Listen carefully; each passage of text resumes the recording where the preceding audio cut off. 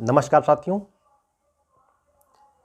इस लेक्चर में मैं बात करूंगा भारत की संघात्मक शासन व्यवस्था तथा उसके संवैधानिक आधारों के बारे में। साथियों, भारत की संघात्मक शासन व्यवस्था के बारे में बात करूं उसके पूर्व आपका यह जानना आवश्यक है कि संघात्मक शासन व्यवस्था किसे कहते हैं। साथियों, संघात्मक शासन व्यवस्था शासन की वह पद्धति होती है जिसमें संपूर्ण देश की शासन व्यवस्था को, उसकी शक्तियों को और सत्ता को दो भागों में अर्थात संघीय शासन व्यवस्था एवं राज्य शासन व्यवस्था के मध्य विभाजित कर दी जाती है और संघीय एवं राज्य सरकारें संविधान द्वारा प्रदत्त शक्तियों के आधार पर अपने अपने क्षेत्र में स्वतंत्र रूप से कार्य करती हैं। वास्तव में संघात्मक शासन व्यवस्था शक्ति एवं सत्ता के विकेंद्रीकरण के सिद्धांत पर आधारित है। अगर भारत में हम संघात्मक शासन व्यवस्था की स्थापना की बात करें तो भारत में सबसे पहले संघात्मक शासन व्यवस्था की स्थापना ब्रिटिश कालीन भारत में वर्ष 1935 में की गई थी। वर्ष 1935 में भारतीय शासन अधिनियम के द्वारा भारत में संघात्मक शासन व्यवस्था की स्थापना का प्रयास किया गया था, जिसमें संघीय सरकार एवं देशी रियासतों की शक्तियों का विभाजन किया गया था, जिसके लिए संघ सूची, राज्य सूची एवं समवर्ती सूची की व्यवस्था की गई थी। लेकिन देशी रियासतों के विरोध के बाद संघात्मक शासन व्यवस्था स्थापित नहीं हो सकी। वर्ष 1947 में देश की स्वतंत्रता प्राप्ति के बाद जो हमारे संविधान निर्माता हमारे देश के लिए संविधान का निर्माण कर रहे थे, उस समय सबसे बड़ा प्रश्न उनके समक्ष यही था कि भारत में किस प्रकार की शासन व्यवस्था स्थापित की जाए या कौन सी शासन व्यवस्था भारत की परिस्थितियों के लिए, भारत के लिए उपयुक्त होगी। ऐसे में उनके समक्ष दो शासन व्यवस्थाओं के महत्वपूर्ण उदाहरण थे। एक तरफ ब्रिटिश शासन व्यवस्था जो कि संसदीय राजतंत्र था, वहीं दूसरी ओर अमेरिकी शासन व्यवस्था जो कि अध्यक्षात्मक संघवादी शासन व्यवस्था थी। दोस्तों, भारतीय शासन व्यवस्था की स्थापना करने के लिए भारतीय संविधान निर्माताओं ने भारत की परिस्थितियों को आधार बनाया। जैसा कि आप जानते हैं कि हमारे देश में भाषा, संस्कृति और जीवन पद्धति के आधार पर बहुत सी विविधता पाई जाती है, बहुत सारे विभिन्नताएं पाई जाती हैं। तो हमारे संविधान निर्माताओं के समक्ष सबसे बड़ी चुनौती यह थी कि किस प्रकार की शासन व्यवस्था स्थापित की जाए जिससे देश की विविधता को सुरक्षित रखते हुए राष्ट्रीय एकता और अखंडता को सुरक्षित रखा जा सके, उसकी स्थापना की जा सके। इसीलिए हमारे संविधान निर्माताओं ने भारत में संघात्मक शासन व्यवस्था की स्थापना की और ऐसी संघात्मक शासन व्यवस्था की स्थापना की जिसके माध्यम से देश की क्षेत्रीय विविधता, सांस्कृतिक विविधता को सुरक्षित रखते हुए देश में राष्ट्रीय एकता और अखंडता की स्थापना की जा सके।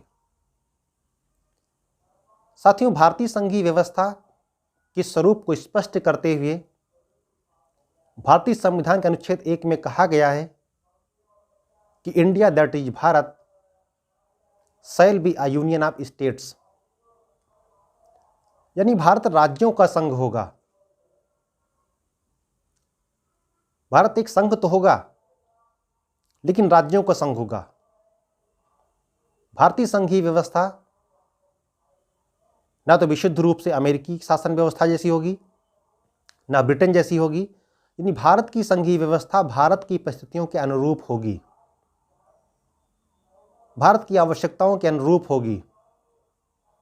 इसीलिए संविधान सभा में बोलते ही डॉक्टर भीमराव अंबेडकर ने कहा था कि यद्यपि भारत एक संघ राज्य है, किंतु यह किसी समझौते का परिणाम नहीं। इसलिए किसी भी राज्य को संघ से पृथक होने का, अलग होने का अधिकार नहीं है। इसी आधार पर हमारी संघीय व्यवस्था अन्य संघीय व्यवस्थाओं से भिन्न है। हमारे देश में संविधान द्वारा दोहरी शासन व्यवस्था स्थापित तो की गई, लेकिन दोनों शासन व्यवस्थाओं में राज्यों को स्वतंत्रता प्रदान नहीं की गई। जैसा कि आप जानते हैं, अमेरिकी शासन व्यवस्था हो चाहे स्विट्जरलैंड की शासन व्यवस्था हो, दोनों देशों में राज्यों का अपना संविधान है, उनका पृथक अस्तित्व है। और अमेरिकी संघ का निर्माण तो एक समझौते के परिणाम स्वरूप हुआ था। भारत के संघ का निर्माण किसी समझौते के परिणाम स्वरूप नहीं, बल्कि देश की एकता, अखंडता को सुरक्षित रखने के लिए हुआ था। इसलिए भारतीय संघीय व्यवस्था अमेरिकी संघीय व्यवस्था या स्विट्जरलैंड की संघीय व्यवस्था या कनाडा की संघीय व्यवस्था से बिल्कुल भिन्न है। अगर हम भारत में संघीय व्यवस्था के प्रावधानों की बात करें, भारतीय संविधान में संघीय व्यवस्था के आधारों की बात करें, तो हमारे संविधान निर्माताओं ने एक ऐसी संघीय व्यवस्था की कल्पना की थी, एक ऐसे संघवाद की कल्पना की थी जो वास्तव में सहयोगी संघवाद हो, जिसमें राज्य एवं संघीय सरकार के बीच किसी प्रकार का कोई संघर्ष न हो, आपस में परस्पर सहयोग के माध्यम से शासन व्यवस्था का संचालन करें, ऐसी परिकल्पना की गई थी। और इसी के लिए भारतीय संविधान में कुछ ऐसे प्रावधान किए गए थे, कुछ ऐसी व्यवस्थाएं की गई थी, ताकि हमारी संघीय व्यवस्था, भारतीय संघीय व्यवस्था सुचारू रूप से कार्य कर सके, सुचारू रूप से संचालित हो सके। यदि हम भारतीय संघवाद के आधार की बात करें या भारतीय संघीय व्यवस्था के संवैधानिक आधारों की बात करें, तो भारतीय संविधान निर्माताओं ने भारतीय संविधान में दोहरी शासन व्यवस्था की परिकल्पना की थी, दोहरी शासन व्यवस्था की स्थापना की थी, जिसे हम संघीय सरकार और प्रांतीय सरकार कहते हैं, जिनको हम राज्य सरकारें भी कहते हैं। वास्तव में राज्य तो नहीं है, क्योंकि राज्य की 4 विशेषताएं होती हैं, जैसा कि आप जानते हैं: जनसंख्या, निश्चित भूभाग, सरकार और संप्रभुता। लेकिन हमारे जो राज्य हैं, इनके पास संप्रभुता नहीं है, तो वास्तव में प्रांत हैं। तो भारतीय संघ की स्थापना प्रशासनिक सुविधाओं के लिए हुआ था, राष्ट्रीय एकता के लिए हुआ था, राष्ट्र की अखंडता को सुरक्षित रखने के लिए हुआ था। दूसरी ओर, जैसा कि आप जानते हैं कि अमेरिकी संघ का निर्माण शांति और सुरक्षा की स्थापना करने के लिए हुआ था, जिसमें 13 राज्यों ने आपस मिलकर एक संघ का निर्माण किया था। तो भारत की जो संघीय शासन व्यवस्था, इसकी स्थापना का आधार, स्थापना का उद्देश्य अमेरिकी संघीय व्यवस्था से बिल्कुल भिन्न है। इसीलिए यह संघ तो है, लेकिन फेडरेशन नहीं है, ये यूनियन ऑफ स्टेट है, राज्यों का संघ है। इसलिए आप देखते हैं कि भारतीय संघ में, भारतीय संविधान में कहीं पर भी फेडरेशन शब्द का प्रयोग नहीं किया गया है। और भारतीय संविधान की धारा 1, भारतीय संविधान का अनुच्छेद 1 जो कहता है कि भारत राज्यों का संघ होगा, यही हमारी संघीय व्यवस्था का आधार स्तंभ है। तो भारतीय संघीय व्यवस्था ठीक से कार्य कर सके, सुचारू रूप से कार्य कर सके, उसके लिए भारतीय संविधान निर्माताओं ने संविधान में कई प्रावधान किए, कई प्रोविज़न किए। यह दोहरी शासन व्यवस्था, केंद्र सरकार एवं राज्य सरकारें, जिन्हें हम प्रांतीय सरकारें भी कहते हैं। दूसरा, लिखित एवं कठोर संविधान, रिजिड एंड रिटन कॉन्स्टिट्यूशन, और यदि बात करें तो संविधान की सर्वोच्चता, सुपरमेसी ऑफ कॉन्स्टिट्यूशन, शक्तियों का विभाजन यानी डिवीजन ऑफ पावर, केंद्र और राज्य सरकारों के बीच में शक्तियों का विभाजन संविधान के द्वारा किया गया है। आपने पढ़ा है भारतीय संविधान की 7वीं अनुसूची में 3 सूचियों का उल्लेख किया गया है, संघ सूची, राज्य सूची, समवर्ती सूची, जिसके माध्यम से केंद्र और राज्य, संघ एवं राज्य की शक्तियों का इस पर विभाजन किया गया है। उसके बाद देखें स्वतंत्र न्यायपालिका। स्वतंत्र न्यायपालिका भी संघीय शासन व्यवस्था का आधार है, क्योंकि जब भी कभी शक्ति या सत्ता या क्षेत्राधिकार के आधार पर या के विषय पर संघीय सरकार एवं राज्य सरकारों में कोई टकराव हो, कोई विवाद हो, तो ऐसे में उन विवादों का निपटारा करने के लिए स्वतंत्र न्यायपालिका का होना भी आवश्यक है, जिसकी व्यवस्था भारतीय संविधान निर्माताओं के द्वारा संविधान में की गई थी। और यदि बात करें तो 2 सदनी संघीय व्यवस्थापिका, तो जैसा कि आप जानते हैं कि भारतीय संसद में 2 सदन हैं, लोकसभा एवं राज्यसभा। लोकसभा में संघीय सरकार के जनप्रतिनिधि होते हैं, वहीं दूसरी ओर राज्यसभा में राज्यों के प्रतिनिधि होते हैं। राज्यों की जनसंख्या के अनुसार राज्यसभा में उनको प्रतिनिधित्व दिया जाता है, उनकी संख्या होती है। तो कहीं ना कहीं जो संघीय व्यवस्थापिका है उसमें भी राज्यों को प्रतिनिधित्व दिया गया है, सहभागिता दी गई है।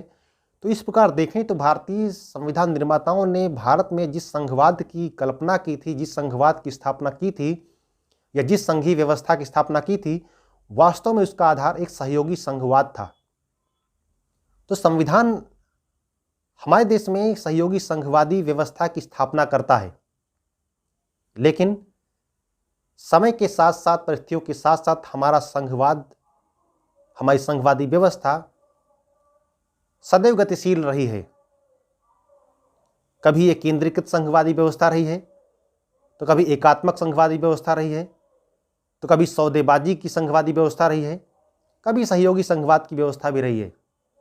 तो वास्तव में संविधान निर्माताओं ने सैद्धांतिक रूप से एक सहयोगी संघवाद की व्यवस्था की थी, सहयोगी संघवाद की स्थापना की थी, लेकिन कई ऐसे लक्षण भी हमारे संविधान में विद्यमान हैं जो एकात्मक संघवाद की भावना को प्रबल करते हैं या एकात्मक संघवाद की स्थापना करते हैं। इसीलिए कई संविधानविदों ने भारतीय संघवादी व्यवस्था पर टिप्पणी करते हुए कहा कि वास्तव में भारतीय संघवादी व्यवस्था संघात्मक कम एकात्मक अधिक है।